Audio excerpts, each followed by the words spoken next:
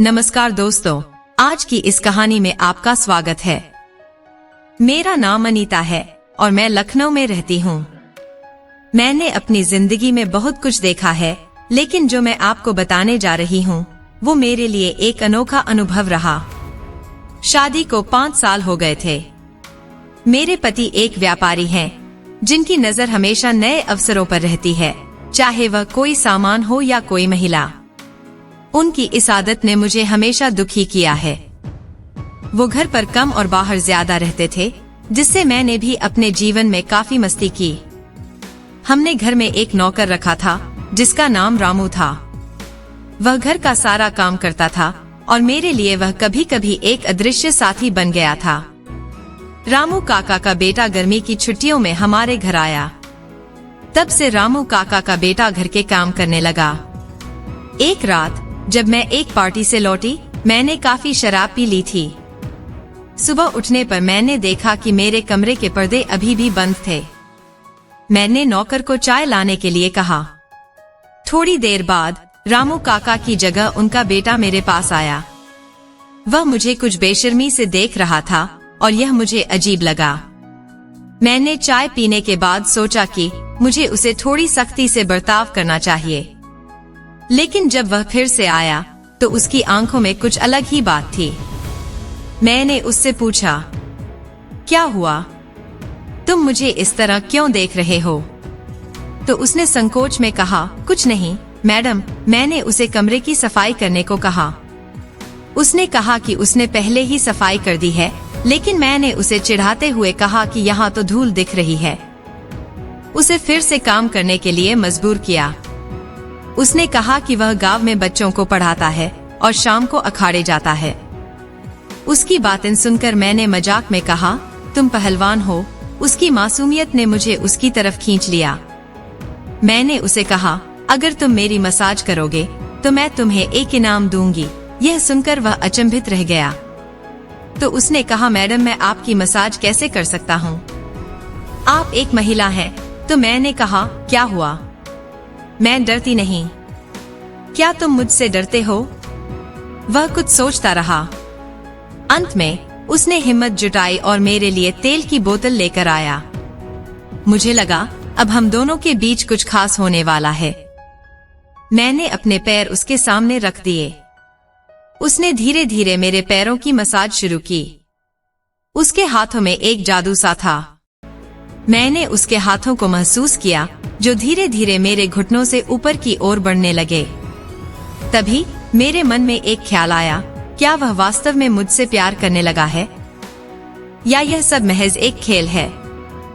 लेकिन मैंने खुद को रोकते हुए उससे पूछा, क्या तुम अपने उस्ताद की भी ऐसी ही मसाज करते हो? उसने कहा, नहीं, उसका शरीर लोहे की तरह सख्त है।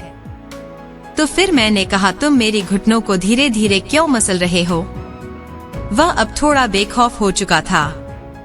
धीरे धीरे वह मेरी घुटनों के ऊपर चला गया। उस समय मैंने उसका हाथ पकड़कर अपनी कमर पर रख दिया। उसके हाथों का स्पर्श मुझे एक अलग दुनिया में ले गया। मैंने कहा, क्या तुम मेरे साथ डांडिया खेलोगे? उसने जल्दी से अपनी हिम्मत जुटाई और हामी भरी। उस दिन रामू काका के बेटे ने मुझे एक अद्भुत अनुभव दिया। लेकिन उसके बाद मेरी जिंदगी में एक बड़ा मोड़ आया। एक रात जब मैं अपने पति के लौटने का इंतजार कर रही थी, तब अचानक दरवाजे पर दस्तक हुई। जब मैंने दरवाजा खोला तो मुझे पता चला कि यह रामू काका का बेटा था।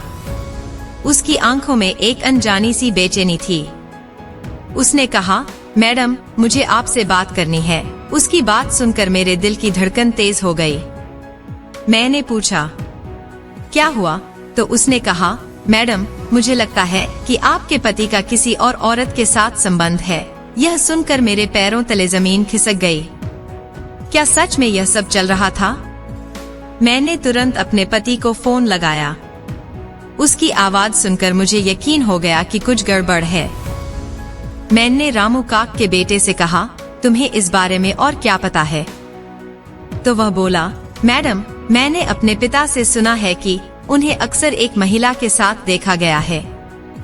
मुझे लगा जैसे मेरी दुनिया बिखर रही है। लेकिन मैंने ठान लिया कि मैं इसे बर्दाश्त नहीं करूंगी।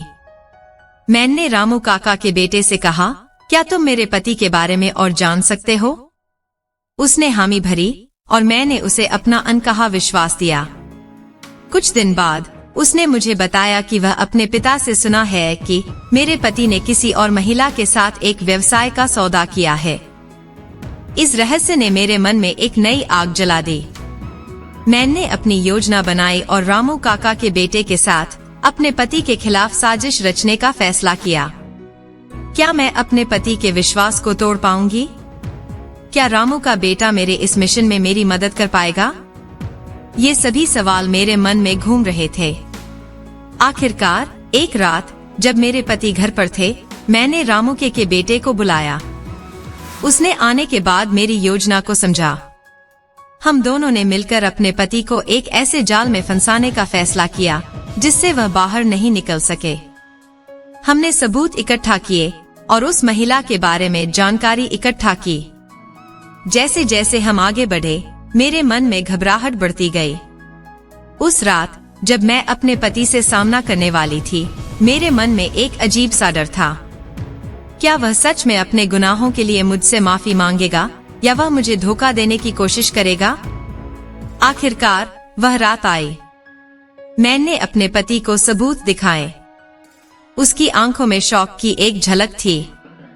उसने पूछा, यह सब तुमने कैसे किया? तो मैंने कहा, मेरे विश्वास को तोड़ने का खामियाजा तुम्हें भुगतना पड़ेगा। मेरा दिल धड़क रहा था, लेकिन मैंने हिम्मत जुटाई। फिर मैंने कहा, मैं तुमसे तलाक ले रही हूँ। उसने मुझे रोकने की कोशिश की, लेकिन मैंने उसे अपनी शक्ति दिखाई और अंत में मैंने अपने जीवन की एक नई शुरुआत की। साथियों, यह कहानी सिर्फ एक औरत की नहीं, बल्कि एक आत्मनिर्भर महिला की है जिसने अपने अधिकारों के लिए लड़ाई लड़ी। दोस्तों, यह थी हमारी आज की कहानी।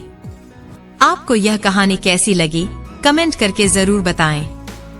अगर आपको यह कहानी पसंद आई हो तो इसे लाइक करें और अपने दोस्तों के साथ शेयर करें। आगे भी ऐसी ही रोमांचक कहानियों के लिए हमारे चैनल को सब्सक्राइब करें और बेल आइकन दबाना न भूलें ताकि आप हमारी कोई भी कहानी मिस न करें।